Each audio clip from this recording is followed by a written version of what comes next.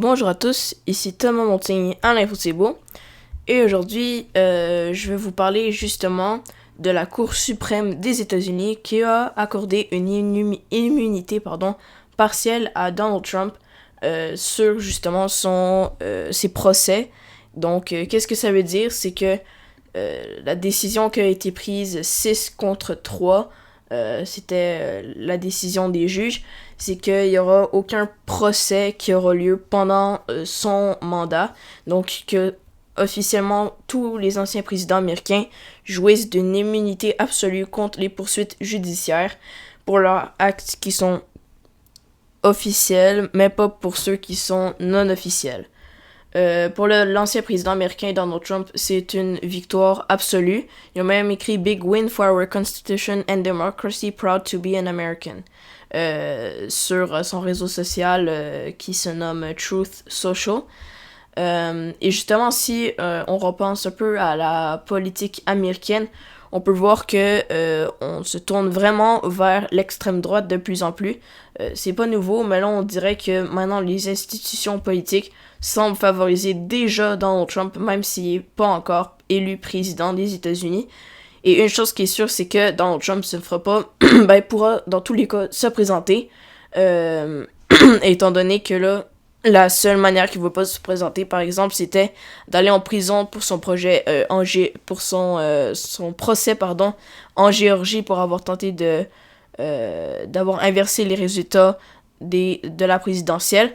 Mais là, justement, ça va être reporté à cause de la décision de la Cour suprême qui est supérieure à toutes les autres cours au pays. Donc, ça veut dire que Donald Trump pourra se présenter. Du côté de Biden, c'est encore plus catastrophique étant donné que comme je me répète, comparé à l'autre podcast que j'avais fait récemment sur le sujet, c'est que sa performance était absolument affreuse et que le monde cherchait à le remplacer, peut-être moins aujourd'hui, mais on tente de justement essayer de trouver quelqu'un qui pourrait être mieux et d'effacer un peu Kamala Harris. C'est ça que j'avais vu aujourd'hui, parce que on sait qu'elle est pas très appréciée au pays, donc ils veulent comme rebâtir l'image du Parti démocrate, même s'il faudra parler en mal de d'autres candidats qui sont de leur côté, soit démocrates, ce qui peut paraître un peu bizarre, mais on est rendu là en politique américaine. Et c'est un peu triste. Ça dépend de votre camp, là, mais ça dépend de ce que vous pensez. Mais Donald Trump a réussi à obtenir ça. Ça montre à quel point pas tout le monde est égaux aux États-Unis. Il y a du monde des femmes qui, quand elles avortent dans un état aussi illégal, elles vont être condamnées. Tandis qu'un ancien président américain qui ne fait que dire des mensonges et qui a plusieurs procès qui, dans certains, ont résulté à vrai. Par exemple, plein de choses qui sont absolument affreuses. Lui, il a le droit de repousser ces procès-là puis d'avoir une immunité partielle.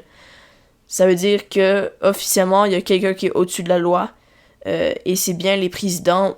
Et tant qu'il y a quelqu'un pourrait... Tout le monde voudrait devenir président maintenant juste pour recevoir cette immunité-là. Mais selon moi, ça serait pas du résultat, cette décision-là, mais c'est ce que c'est. Donald Trump a mis ces personnes-là en place et c'est des personnes qui lui sont très loyales. Donc, malheureusement, c'est ça justement. Donc, merci d'avoir écouté. C'était Thomas Montigny à l'Info C'est Beau sur justement l'immunité partielle que Donald Trump va avoir. Et ça va lui permettre justement de plus se concentrer sur sa campagne électorale américaine pour gagner, parce que c'est assez serré, même si Biden a peut-être fait un petit recul à cause du débat, mais ça va grandement l'aider à améliorer sa perception de la population. Il va être comme, enfin, c'est vrai, je fais pas face à ces procès-là, j'ai rien fait, je suis innocent, même si c'est pas du tout ça ce que ça veut dire. Mais ouais, c'est assez dommage, mais c'est ça, c'est une démocratie qui a quelques failles et dont le pays devrait régler. Donc, merci d'avoir écouté.